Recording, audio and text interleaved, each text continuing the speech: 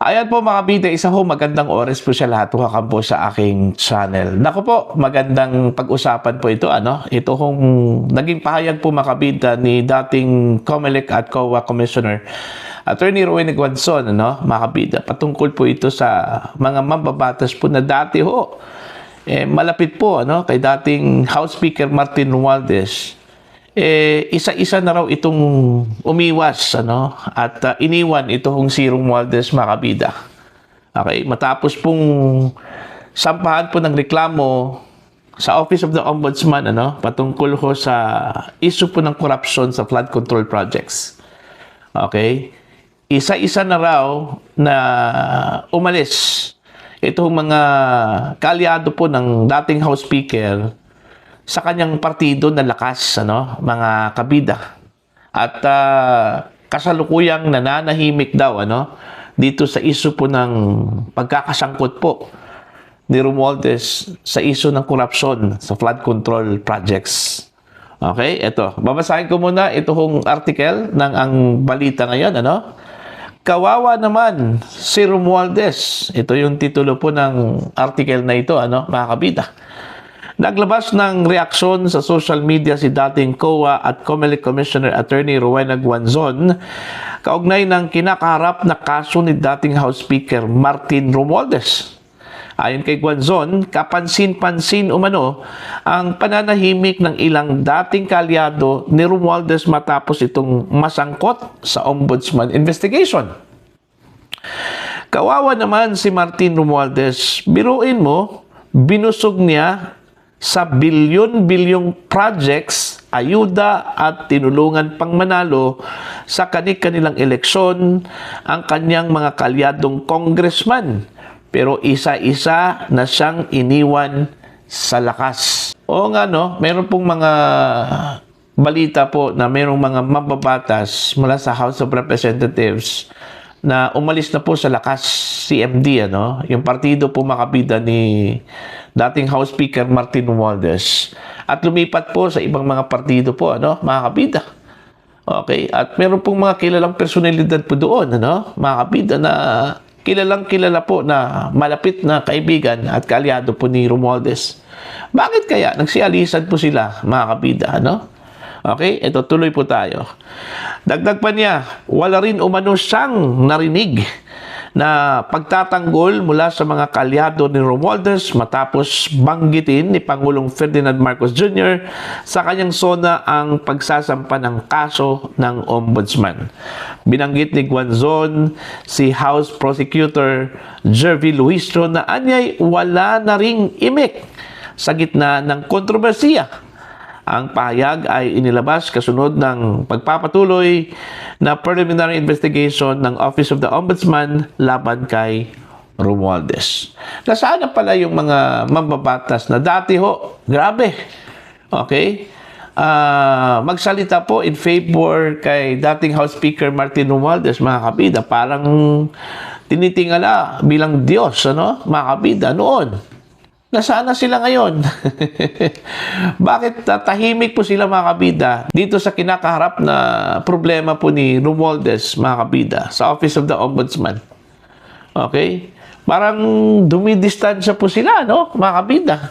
Parang ayaw nilang madamay dito sa kaso po ni Romualdez po, Okay? Ewan ko kung ano kayang reaction po ni Romualdez dito, isa-isa po siyang iniwan po ng kanyang mga kasamahan po, mga kabida, yung mga kaalyado po niya. Ito palang pananahimik po nila, mga kabida, hindi po siya ipinagtanggol. Okay? Sinyalis na po ito. Nadumistansya na po itong mga kaalyado po niya laban sa kanya po, mga kabida. Natatakot na baka madamay po, Okay?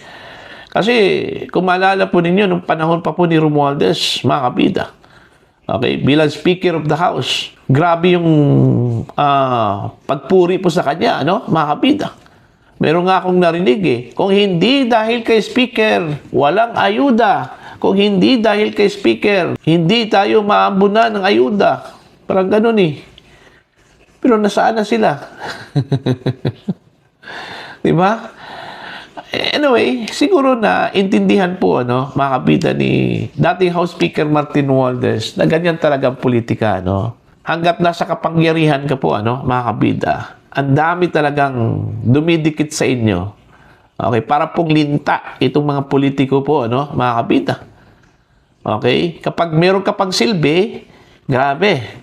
Halos araw-araw po, bumubuntot na sa inyo, mga kabida, no? Pero kapag wala ka ng silbi, okay, at ikaw po ay dinidiin sa mga asunto, mga kabida, isa-isa po silang umalis at lumayas po, ano, sa inyo, mga kabida. Ganyan talaga ang politika sa Pilipinas, ano. Kaya nga, hindi ho nakapagtataka po, mga kabida, na ang mga politiko, minsan ngayon magkaibigan, pero pagdating ho ng panahon, okay, magkaaway na. Meron ng sikat na saying, ano, na there are no permanent friends in politics.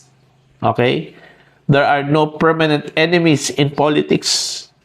The only permanent is interest. Okay? Mga kabida. Yung interest. Pag ang isang politiko po, may interest po sa isang politiko, magkaibigan po sila, no? Mga kabida. Kapag wala na po yung interest na yon, okay? Wala na. Babay na po, ano? Mga kabida, no? Kaya nga ako, naawa po ako kay dating House Speaker Martin Romualdez, mga kabida. Tinodo po na yung kanyang tulong po, mga kabida, sa kanyang mga kasamahan po dati, ano? Mantakin nyo, sabi po ni Attorney Guanzon, billions of pesos daw yung binuhos po ni Romualdez po, mga kabida, no? Para ho sa kanyang mga kasamahan dyan po sa House of Representatives. Kung maalala po niyo, mga kabida, bawat sortie po, ano? Okay? Ni Congressman Martin Romualdez sa iba't ibang bahagi po ng bansa, kasama po ang ilang mga mambabatas po, ano? Namimigay po ng pera. Naalala ko po yung isang video, ano? Namimigay po sila ng pera, mga kabida, sa mga kababayan po natin, ano? Para bang sila na po yung may-ari po ng pera po, ano? Mga kabida, ano? Okay? Oh. Grabe. Napaka-bless yung mga kongresista po noon. Halos hindi na po nauubos yung pera po nila noon sa pamimigay po, ano, mga kabida. Tapos ngayon, wala na. Tahimik po. Walang imik. Hindi nga nagsasalita Narinig mo ba na meron pong isang mababatas ngayon dyan sa House of Representatives na kilalang kaalyado po ni Romualdez na nagsalita? Okay, in defense, mga kabida, kay Romualdez dito sa kinakaharap po niyang asunto ngayon, ano, mga kabida. Wala kang marinig, ano, mga kabida. Tahimik po. Okay? Tahimik as in tahimik. Pero dati, nung may pakinabang pa si Romualdez, grabe. Grabe ho, makapag-depensa po, ano, mga kabida. Ito kasi yung realidad po sa Pilipinas, ano, pagdating ko sa politika. Gaya ng sinabi ko po kanina, ano, mga kabida, kapag may pakinabang ka pa, okay, ang dami hong lumalapit at dumidikit sa inyo.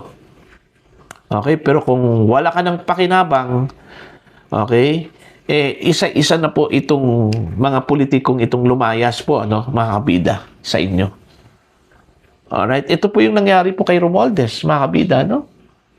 Okay, wala na pong kapangyarihan dyan sa House of Representatives. Oh. Diba? So ito, nakakalungkot. Isipin po, ano, mga kabida, na may mga ganitong ugali talaga, no, ng mga Pilipino.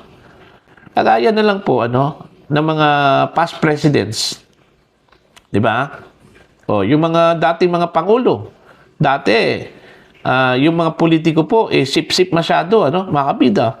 Pero nung umalis na po sa pwesto, iba na po ang umupo. Wala na. Iniwan na po yung mga dating pangulo, ano, mga kabida, at dumikit doon sa bagong pangulo. Konkretong example po, mga kabida, si dating Pangulong Rodrigo Duterte. Diba, dami hong mga kaalyado po ni Digong noon, na kaalyado po ni PBBM ngayon.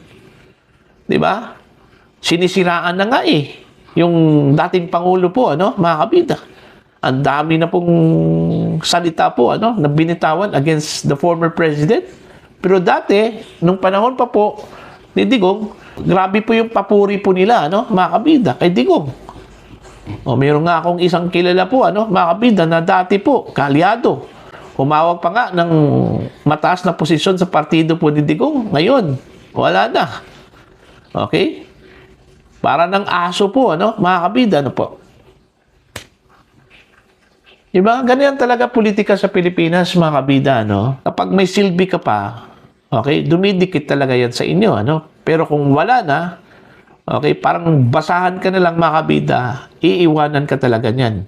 So, yun yung realidad po sa politika dito sa Pilipinas, So, wag ho tayong mag-expect na forever po didikit yung mga politiko po sa isang politiko, mga kabida. Kasi pansamantala lang po yun. Alright?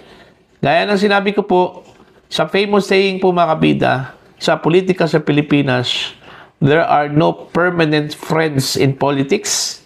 There are no permanent enemies in politics. The only permanent is interest po, mga kabida, po. Okay? Para po sa inyo, ano po ang inyong opinion at pananaw dito, sa naging obserbasyon po, mga kabida, at pahayag po ni Attorney Rowena Guanzon patungkol ho dito sa ilang mga politiko po, mga kabida, na dati po, dikit na dikit ho masyado kay dating House Speaker Martin Romualdez, pero ngayon, isa-isa na pong kumalas, mga kabida, at tumahimik dito ho sa kinakaharap na mga reklamo po, laban ho kay dating House Speaker Martin Romualdez na iniimbestigahan po ngayon, mga kabida, ng Office of the Ombudsman. Please comment down. Sa mga hindi pa po subscriber po sa aking channel, please subscribe. Just click the subscribe button, click the notification bell, click all para updated po kayo, mga kabida, sa aking mga uploads. Maraming salamat po sa inyo lahat.